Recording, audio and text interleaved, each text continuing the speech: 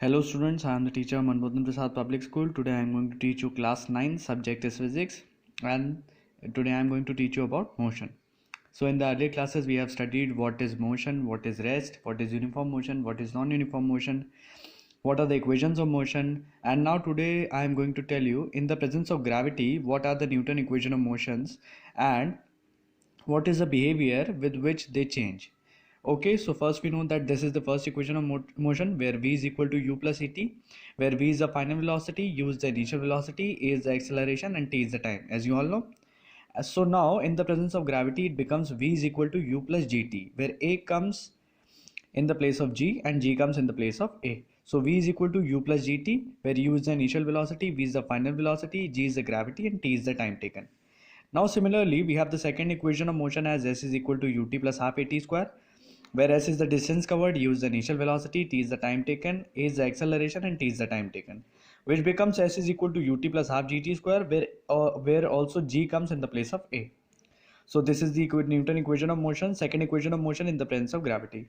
Similarly, the third equation we have v square is equal to u square plus 2as, where again substituting g in the place of a, we get v square is equal to u square plus 2gs.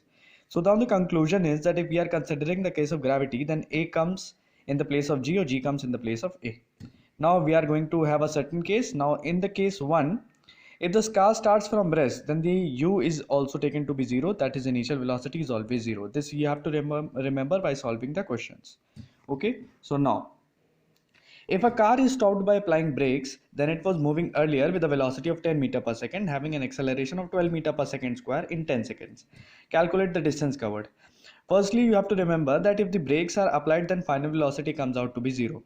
In this question, we do not require the final velocity because we can solve this equation by s is equal to ut plus half at square, which is the second equation of motion. And we are not considering here g because the g gravity is not required here because there is horizontal motion, not the vertical motion. So s is the distance covered, u is equal to 10, t is equal to 10, half, and then acceleration comes out to be 12 and t comes out to be 100.